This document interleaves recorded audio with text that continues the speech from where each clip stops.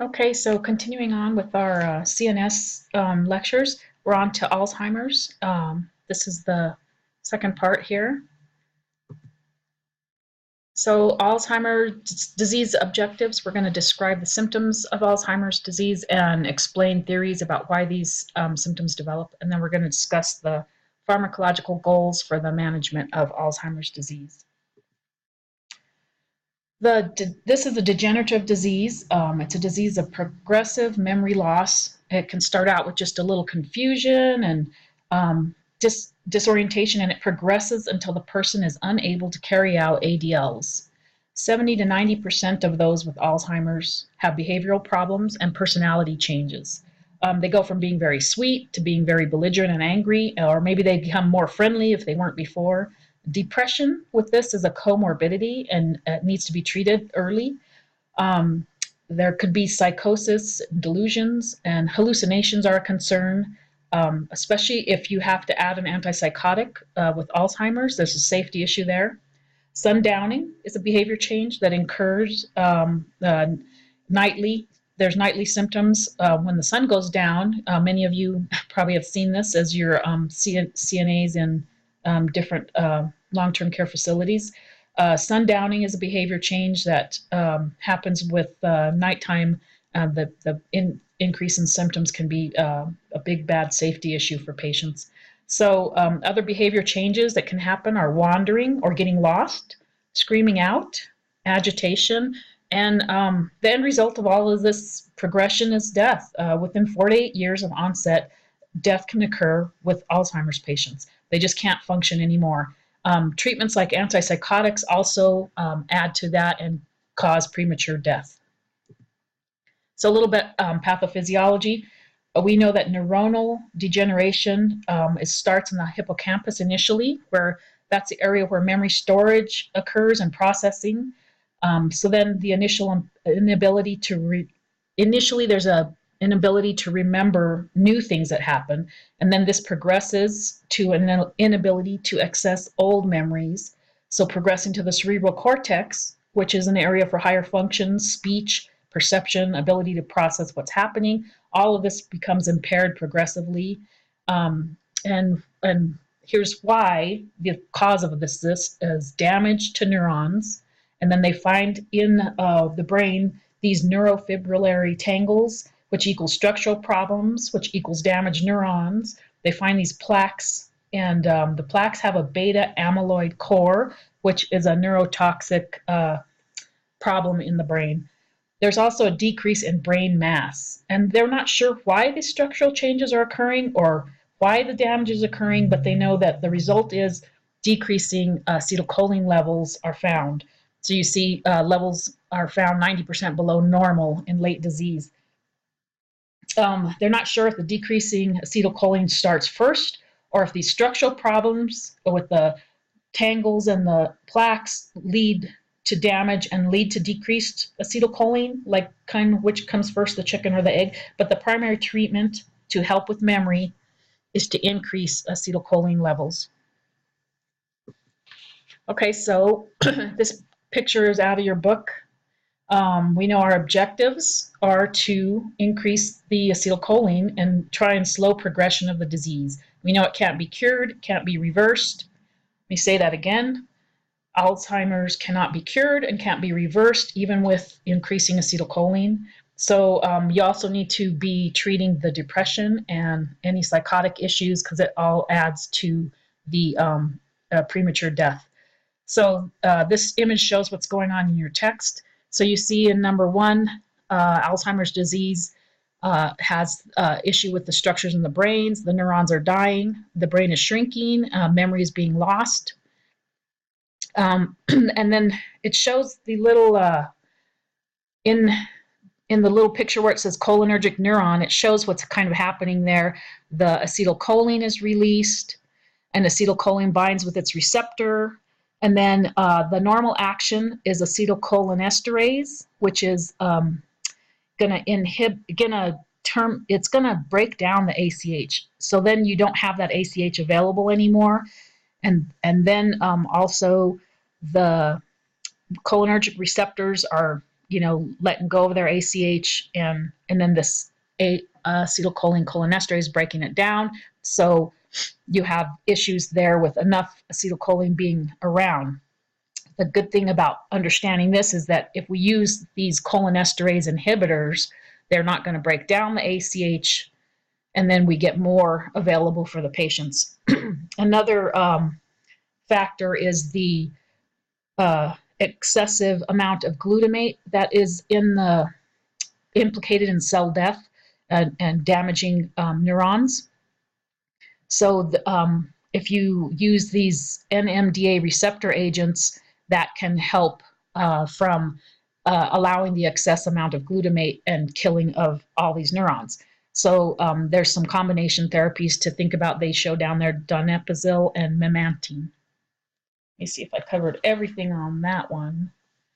The goal, of course, is to increase ACH with these two treatments, cholinesterase inhibitor and the NMDA receptor agents.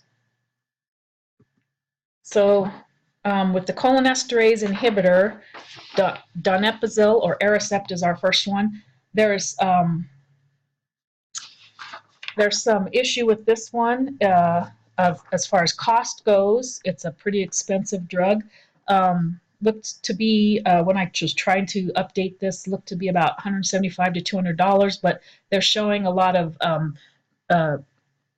company-sponsored coupons to help people afford this drug as well. It is going to inhibit enzyme breaking down of ACH, so it leads to an increase in acetylcholine. And then increased transmission is going to help with the patient's memories, and it's going to enhance communication with the neurons that are still in there able to function. Let's see, I covered the cost. So even the improvement is only about 25 to 30%. So it's okay improvement, but it's not great. It's metabolized in the liver, and it's excreted in urine and bile, and it has a very long half-life. So that's a benefit when you're trying to deal with frequency of dosing. It's available once a day, and that's kind of nice. It's in pills or oral disintegrating tablets. So if the patient's having an issue taking meds because of dementia or cognitive impairment and they can't tolerate pills, then this is a good way for them to be able to get this medication in where they just have to let it dissolve and get some good effects from that drug. Okay, so the adverse effects for donepezil, well, with increased acetylcholine, we have increased cholinergic effects. So those things that you've probably already heard about a few times before me is diarrhea, nausea, and vomiting, slower heart rate, fatigue, headache. They're not horrible side effects, but they're bothersome. And then drug interactions, of course, anticholinergics or cholinergic blockers are going to reduce effectiveness. So that would be the first generation antihistamines or first generation anticholinergics, tricyclic antidepressants. Conventional antipsychotics also block ACH. So we've got to be aware if you're using these things on these patients, it's that, again, balance between side effects and treating comorbidities and trying to get the right thing for the right patient. So with dosing administration, this is an important one to remember. You want to start low with this class of drugs and increase to effect a high dose based on side effects. So with this one, you get to a certain amount with the drug, and giving even more doesn't give any benefit. It's just gonna make your side effects or your adverse effects worse. So you have to teach that this is one drug you don't want to stop abruptly, and you can titrate it up a little bit, but you're not going to think, oh, we reached this dose with 2 pills, let's do 4 pills, and because that won't help.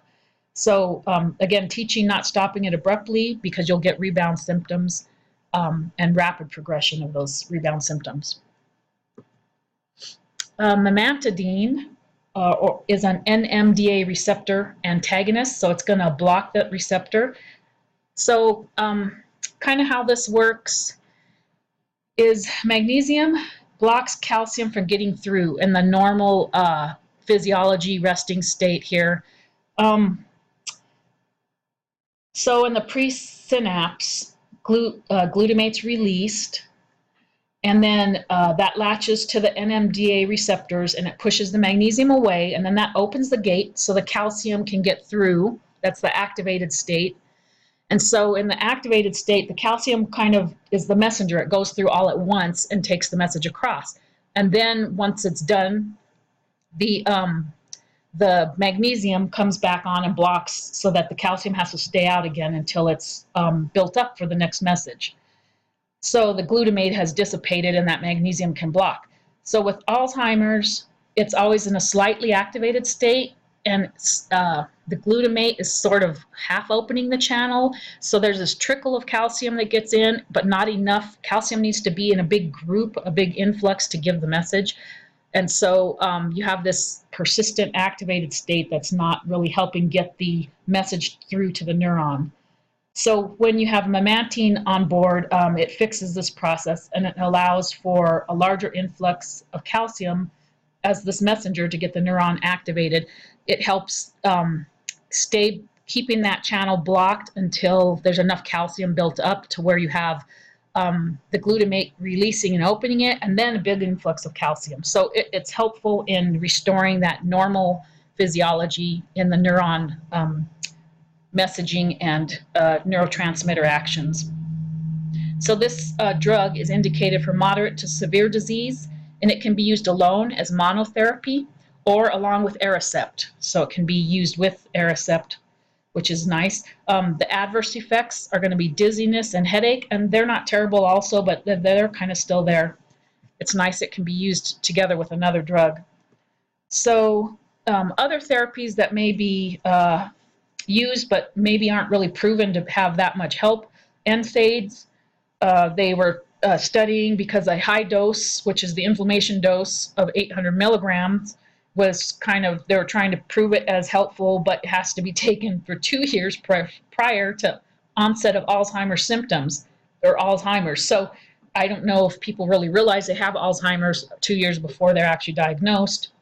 And that high dose, 800 milligrams, you got to think, is that worth the risk of taking that high a dose of Alzheimer's before you think you're going to get Alzheimer's?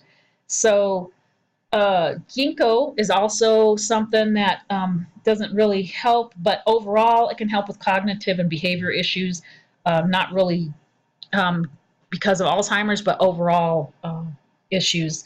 Neuropsychotics like SSRIs, atypical antipsychotics, they can lead to increased risk of death. So there's a black box warning with those drugs. Statins, decreasing cholesterol, can maybe be thought to help reduce neurotoxic chemicals, but this is all a field where study is ongoing because they want to try and help with the progressive degenerative disease. And the estrogen also is not proven to do any real help, so I didn't even really talk about that one. Okay, so this one was shorter than I thought, but that's pretty good, and let me know if you have questions. Thank you.